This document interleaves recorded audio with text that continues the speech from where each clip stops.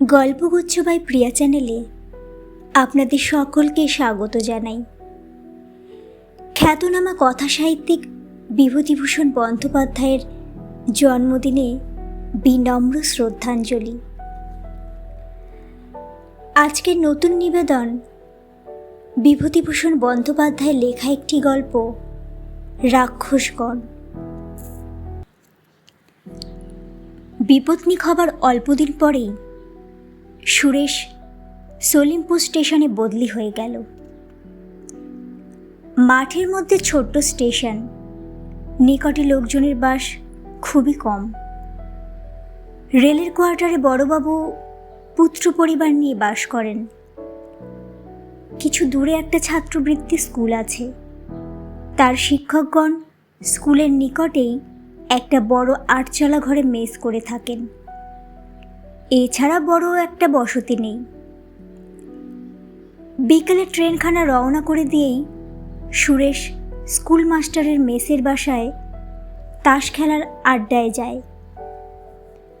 সন্ধ্যা 7টার সময় ডাউন যাত্রী গাড়ি আসবার পূর্ব পর্যন্ত সেইখানেই থাকে। পরে খানিকক্ষণ স্টেশনের কাজকর্ম করবার পর রাত্রি 9:30টার শেষ গাড়ি রওনা করেই নিজের কোয়ার্টারের ছোট্ট ঘরটিতে ফিরে এসে ওবেলার রাখা বাসি রুটি তরকারি খাওয়ার পরে সারাদিনের কর্মক্লান্ত শরীরটাকে নিঃসঙ্গ শয্যায় লুটিয়ে দিয়ে আপন মনে কত কথা ভাবে। ব্রাঞ্চ লাইনের স্টেশন, রাত্রে আর ট্রেন নেই। জানালার বাইরে খোলা আকাশটা নক্ষত্র ভরা। একটা মাদার গাছের ডালপালা গড়াদের গায়ে এসে ঠেকেছে। মনে পড়ে মৃত্যুর পূর্বে নলিনী তার হাত নিজের দুখানি রোগ জীর্ণ দুর্বল হাতের মধ্যে নিয়ে হাসি মুখে বলেছিল, আমার একটা কথা রাখবে লক্ষ্মীটি, ফের বিয়ে করো। কথা রাখবে ঠিক বলো? সে নলিনীর মুখে হাত চাপা দিয়ে বলেছিল, ছি, ওসব কথা কি বলতে আছে? তুমি সেরে উঠবে। ডাক্তারবাবু তো বলেছেন পূর্ণিমাটা কেটে গেলেই পথ্যি দেবেন। ওরকম কথা আর তুলো না, মা ভয় পেয়ে কান্নাকাটি করবেন। ছি। সে পূর্ণিমা কাটেনি। কর্মভারনত নিরানন্দ প্রবাসের দিনগুলিতে নলিনীর এই স্মৃতি মাঝে মাঝে কাজের ফাঁকে ফাঁকে সুরেশের অন্যমনস্ক মুহূর্তগুলি মধুর রসে ভরিয়ে তোলে। নিশীথে ফোটা রজনীগন্ধার মিঠা মৃদু সুবাসের মতো, বিশেষ করে এইসব রাত্রে যখন সে একা। মাঘ মাসের সকালবেলা এইমাত্র স্টেশন থেকে এসে রাঁধতে বসেছে একটি 12-13 বছরের অপরাজিতা মেয়ে। একখানা থালা হাতে ঘরে ঢুকে লাজুক সুরে বললে, মা পাঠিয়ে দিলেন। থালাতে 6-7টি বাটিতে নানা তরকারি। সুরেশ হঠাৎ বড় সন্ত্রস্ত হয়ে উঠল। কি করা উচিত, কি ঠিক না করা উচিত ঠিক না করতে পেরে তাড়াতাড়ি তরকারি বাটি থেকে তরকারি নামিয়ে সেগুলো খালি করে দেবার চেষ্টা করতে লাগলো। সেই চেষ্টা এতটা অনর্থক, ব্যস্ততার আমদানি করে বসল যে মেয়েটি মৃদু হেসে বলল, বাটি এখন থাক, রেখে দিন আপনি, ঝি এসে নিয়ে যাবে এখন। শুধু থালাখানা উঠিয়ে সে চলে গেল। সুরেশ ভাবলে বড়বাবুর বাসা থেকে এসেছে, কিন্তু বড়বাবুর নিজের মেয়ে নয় সে জানে। এতদিন এই মেয়েটাকে তো কখনো দেখিনি। বেশ শান্ত মুখখানি। মাসখানেক কেটে গেল। ব্রাঞ্চ লাইনের স্টেশনে ছোটবাবুর জীবন সকাল সন্ধ্যা একঘেয়ে একরঙা ছবির মতো বৈচিত্র্যহীনভাবে কেটে চলেছে। সেই মেয়েটি আরও কয়েকবার নানা কাজে সুরেশের বাসায় যাতায়াত করেছে। মেয়েটি বড়বাবুর ভাগিনেই, মা নেই, বাপ পদ্মার ওপারে কোনো এক স্টেশনে চাকুরি করেন। সম্প্রতি মামার বাড়ি এসেছে বেড়াতে। মামিমাকেই মা বলে ডাকে। এসব খবর সুরেশ ক্রমে জানতে পারে। একদিন কি কাজে মেয়েটি এলো, সুরেশ কথায় কথায় বললে, রেনু, পানগুলো আজ কতদিন ধরে পড়ে রয়েছে, সাজা অভাবে খাওয়া হয় না, গোটা কতক সেজে রেখে যাবে? রেনু অমনি পান সাজতে বসে গেল। নিপুণ হাতে একরাশ পান সাজা শেষ করে সে তাগিদ দিয়ে কলঙ্ক ধরা অপরিষ্কার কাঁসার ডিবেটা সুরেশের বাক্সের কোণ থেকে বার করে নিয়ে সেটা খানিকক্ষণ বসে বসে বালি দিয়ে মেজে ঝকঝকে করে তুলল। বিছানার ধারে পানে ভর্তি ডিবেটা রেখে হাসি মুখে বললে, 2 আনা পয়সা দিন আমাকে। সুরেশ বুঝতে না পেরে বললে, কেন বলো তো? বউ মারা গিয়ে সন্ন্যাসী হয়েছেন বুঝি? না মশলা, না একটু এলাচ দালচিনি, শুধু ধনের চাল দিয়ে পান সাজা। পয়সা দিন, আমি ভজুয়া পয়েন্টস ম্যানকে দিয়ে আনিয়ে রাখবো বাজার থেকে। একদিন তার কোটটার পকেট থেকে ময়লা রুমালখানা বালিশের তোয়ালেখানাকে সাবান দিয়ে ধুয়ে রৌদ্রের দড়ির টান টান করে মেলে দিয়ে চলে গেছে। ট্রেন পাস করে বাসায় ফিরে এসে সে দেখতে পায়। তারপর উপরি উপরি দিন কয়েক সেই অদৃশ্য সেবা হস্তের সন্ধান পাওয়া যায় না। হঠাৎ অপ্রত্যাশিতভাবে একদিন চোখে পড়ে ঘরের তক্তপোষের নিচে তার ছোট পাথর বাতিতে এক বাটি বেলের শরবত কে যেন সযত্নে ঢাকা দিয়ে রেখে গেছে। স্কুল মাস্টারদের মেসের বাসায় তাস খেলার ফাঁকে ফাঁকে অন্যমনস্ক হয়ে পড়ে। টিকিট বিক্রির জানালায় পয়সা গুনে দিতে দিতে ভুল হয়। নির্জন শয্যা প্রান্তের সাথী মাদার গাছটার অন্ধকার ডালপালার সীমারেখা আরও অদ্ভুত, অদৃষ্টপূর্ব মনে হয়। ঝি পাঁচির মা সেদিন অত্যন্ত বেলায় কাজ করতে এলো। কৈফিয়তে সুরে বললে, একটু বেলা হয়ে গেল বাবু, এই দুপুরের গাড়িতেই রেনু দিদি আবার চলে যাবে কি না, তাই সকাল সকাল বড়বাবুদের পাঠ সেরে তবে আসছি।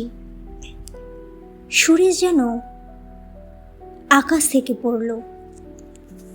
বললে, রেনু আজ চলে যাবে?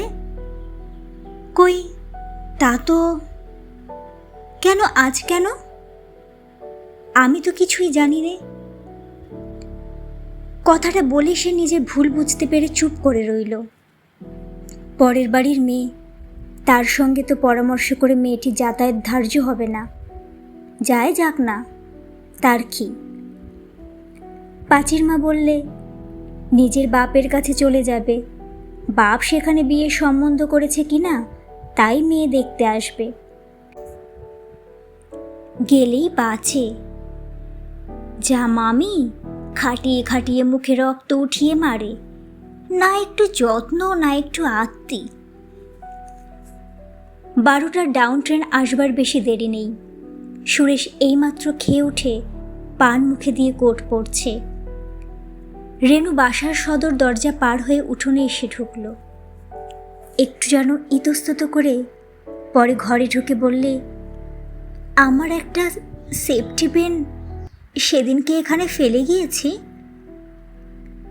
সুন্দর করে চুল বাঁধা, পরনে খয়েরি রঙের জমির উপর প্লেন জরির কাজ করা, ছেলে মানুষের মতো শাড়ি, গলায় সরু চেনহাল, একরাশ ঘনকৃষ্ণ চুলে ভরা শান্ত মুখ।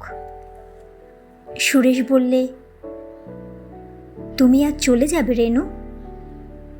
কই, সে কথা তো জানি নে। এই 12টার গাড়িতেই বুঝি? রেনু একন ওকন কি খুঁজছিল। বললে, আবার এই কাচের গ্লাসটা সোজা করে বসিয়ে রেখেছেন?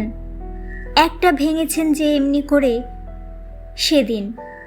হ্যাঁ, আমি তো এই গাড়িতেই যাব।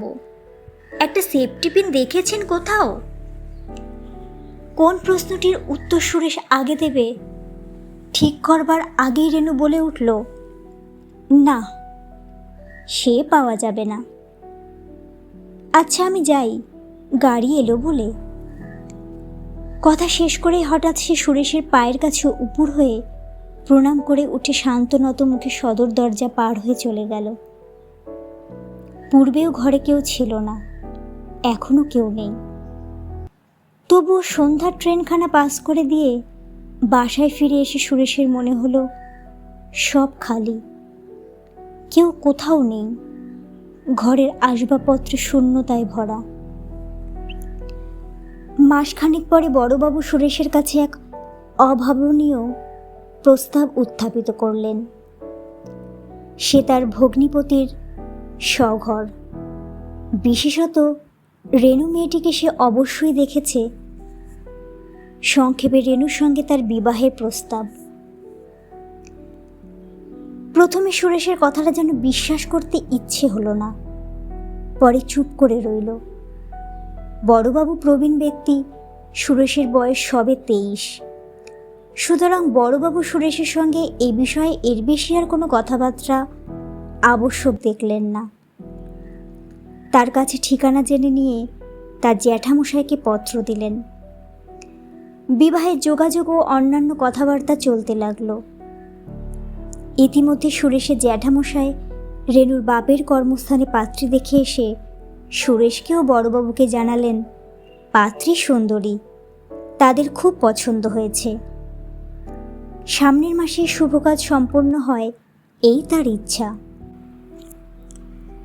শীঘ্রই কিন্তু একটু গোল বেঁধে গেল। উভয় ঠিকজি কোষ্ঠী মেলাতে গিয়ে দেখা গেল মেয়ের রাক্ষসগণ। মিলনের বহু বাধা, নক্ষত্রের সব তীর্য গতিতে অবস্থান করছেন, বিবাহ অসম্ভব। সুরেশের বিধবা মা কেঁদে বললেন তার ছেলের নরগণ, তিনি কখনোই এ পাত্রীর সঙ্গে ছেলের বিয়ে দেবেন না। জ্যাঠামশাই ও সম্মতি দিতে পারলেন না, তবে খুব দুঃখিত হলেন, কারণ মেয়েটিকে তারা ভারী ভালো লেগেছিল। সুরেশ বাড়িতে চিঠিপত্র দেওয়া একেবারে বন্ধ করে দিলে, তবে তার স্বগ্রামস্থ কোনো বন্ধুকে লিখিত পত্রের সংবাদে বাড়ির সকলে জানতে পারলে যে সে শীঘ্রই গেরুয়া ধারণ করে রামকৃষ্ণ মঠে যোগ দেবে। সুরেশের মা দেশ থেকে রেলের বাসায় এসে পড়লেন। নানা মতে বোঝালেন, কান্নাকাটিও কম করলেন না। পাঁচির মার মুখে রেনু ও সুরেশের পূর্ব পরিচয়ের সব কথা শুনে বললেন, কোথাকার এক রাক্ষসী, সে আমার ছেলেকে ফাঁদ পেতে ধরতে এসেছিল। তোর বিয়ে না হয় এমনি বেঁচে থাক, দরকার নেই আমার ছেলের বউয়ের সেবার। বিবাহ হলো না। বিবাহ ভাঙবার পর থেকে বড়বাবুর বাসার সঙ্গে সুরেশের স্বভাবও আর তেমন রইল না। বড়বাবু আর ভালো করে কথাই বলেন না। বছর ঘুরতে না ঘুরতে সুরেশের অন্যত্র বিবাহ হয়ে গেল। অবস্থাপন্ন ঘরের সুন্দরী মেয়ে, নাম আভাবতী, বেশ নম্র লাজুক। সুরেশ বিবাহের অল্পদিন পরেই নববধূকে রেলের বাসায় নিয়ে এলো। মাদার গাছের তলাকার ছোট্ট বাসাটিতে। তারপর তারা দুজনে যে সুখের নীড় বাঁধল, সুরেশের তা কত সীমাহীন নির্জন রাত্রির স্বপ্ন। শেষ পর্যন্ত সুরেশের মনে হলো ভালোই হয়েছে সে বিয়েটা না হয়ে। গণকের কথা একেবারে উড়িয়ে দেবার জিনিস তো আর নয়। ভগবান যা করেন মঙ্গলের জন্যই করেন। ইতিমধ্যে আরও দুটো খবর সে পেয়েছে। রেনুর বিবাহ কোনো রকমে হয়ে গিয়েছে এবং বিবাহের কিছুদিন পরেই রেনুর বাপ কলেরায় মারা গিয়েছেন। আরও 1 বছর কাটল। আভাবতী শুধু যে দেখতে সুন্দরী তা নয়, তার আয়পত্র যে খুব ভালো তার প্রমাণও শীঘ্রই উপস্থিত হলো। সুরেশ বিখ্যাত পাটের ব্যবসায়ের গঞ্জ রসুলপুর স্টেশনের অস্থায়ী চার্জ পেয়ে বদলির হুকুম তামিল করবার জন্য প্রস্তুত হলো। মাইনেও গেল বেড়ে। যাবার দিন ক্রমে নিকটে এসে এলো। স্কুল মাস্টারেরা মেসের বাসায় তাকে এক বিদায় ভোজে নিমন্ত্রণ করে আকণ্ঠ খিচুড়ি ও ইলিশ মাছ ভাজা খাওয়ালেন। সে চলে যাওয়াতে যে সলিমপুরের বিশেষ ক্ষতির কারণ ঘটল, এ সম্বন্ধে নিমন্ত্রিত ব্যক্তিগণের কারো দুমত দেখা গেল না। সে অভাব ভবিষ্যতে পূরণ হওয়ার বিষয়েও অনেক সন্দেহ প্রকাশ করলেন। রওনা হওয়ার পূর্বদিন সারা বিকেল ধরে জিনিসপত্র গোছানো হলো। আভাবতী ভারী গোছালো মেয়ে। সন্ধ্যার আগে সব জিনিস বাঁধা ছাদা ঠিক হয়ে গেল। যাই ট্রাঙ্ক বন্ধ করার আগে স্বামীর আয়না চিরুনি, পানের ডিবেটি সকলের ওপরে রাখা পর্যন্ত, পাছে বা কখনো পথে দরকার হয়। সকাল 9:30 ডাউন যাত্রী গাড়ি স্টেশনে এসে গেল। ছোট্ট স্টেশন, বেশিক্ষণ গাড়ি দাঁড়ায় না। যাত্রীর দলকে কে কার ঘাড়ে পড়ে এই রকম অবস্থায় ওঠানামা করছে। সুরেশ স্টেশনের কুলিদের সাহায্যে মালপত্র ওঠানোর ব্যবস্থা করে দিয়ে স্ত্রীকে মেয়ে কামরায় তুলে দিতে গেল। মেয়ে গাড়ির সামনে সরুপার ধুতি পরা, হাত খালি, মাথায় আদ্রক্ষ চুল, বিধবা বেশে রেণু। সুরেশ সেখানে আর দাঁড়াতে পারল না। দিশেহারাভাবে এসে সে নিজের গাড়িতে উঠল। রেণু সম্ভবত তাকে দেখেনি, তার চোখ অন্যদিকে ফেরানো ছিল। সুরেশের সারা শরীর দিয়ে যেন কি একটা ঝাঁজ বেরোচ্ছিল। নিজের কতকটা অজ্ঞাতসারে তার মনে হলো, উফ, কি বেঁচেই গিয়েছি। মার কথা যদি তখন না শুনতাম। রাক্ষসীর ফাঁদই তো বটে, আটকে গেছিল তো পা, আর একটু হলেই ফাঁদে। তার আরও মনে হলো বড়বাবু এ খবর পূর্বেই জানতেন, কিন্তু প্রচার হতে না দিয়ে গোপন রেখেছিলেন। তারপর কখন গার্ড হুইসেল দিয়েছে, কখন গাড়ি চলেছে, এসব তার খেয়াল নেই। কৃষ্ণচূড়া গাছের সামনে আসতে সে চেয়ে দেখল প্ল্যাটফর্মের পূর্ব দিকে তারের বেড়ার উপরকার খিলান বসানো পাকা ধাপ ডেঙিয়ে আগে আগে মালপত্র হাতে ভজুরা পয়েন্টসম্যান, পিছনে পৌরাটি এবং সর্বশেষে নম্রমুখী রেণু বড়বাবুর কোয়ার্টারের দিকে চলেছে। হঠাৎ সুরেশের মনে দূর সম্পর্কিত সহানুভূতি শূন্যে এক আত্মীয়ের দ্বারস্থ এই পিতৃমাতৃহীনা নিরপরাধা অভাগিনী বালিকার ছবিটি সম্পূর্ণ অন্যভাবে ফিরে এলো। কার অপরাধে এই প্রস্ফুট মুকুল প্রথম বসন্তের দিনে তার জীবনের আনন্দদ্বীপটি নির্বাপিত হয়ে গেল চিরদিনের মতো? দ্রুতগামী ট্রেনের জানালা দিয়ে মুখ বাড়িয়ে সে আর একবার চেয়ে দেখলে রাক্ষসগণের মেয়ে ততক্ষণে বড়বাবু সদর দরজায় পৌঁছে দাঁড়িয়ে আছে। দরজা তখনও খোলা হয়নি। বোধহয় ভজুয়া কাউকে ডাকতে গিয়ে থাকবে। পদবৃদ্ধজনিত কিছুক্ষণ পূর্বের সে আনন্দ সুরেশ আর মনের মধ্যে খুঁজে পেল না।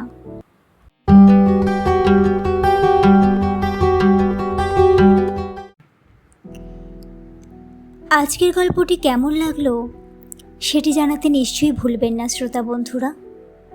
সাথে লাইক, কমেন্ট, শেয়ার এবং সাবস্ক্রাইব করে দেবেন। আপনাদের কাছে আমার অনুরোধ রইল, বেশি বেশি করে সাবস্ক্রাইব করে দিন। আমার পরিবারটি যেন আরও অনেক বড় হতে পারে। আমার আরও ইচ্ছা সকলের কাছে পৌঁছনোর। আপনারা আপনাদের সহযোগিতার হাত না বাড়িয়ে দিলে আমি সকলের কাছে পৌঁছতে পারবো না। আশা করছি আপনারা সকলেই ভালো আছেন, সুস্থ থাকবেন। গল্প পাঠে আমি প্রিয়া।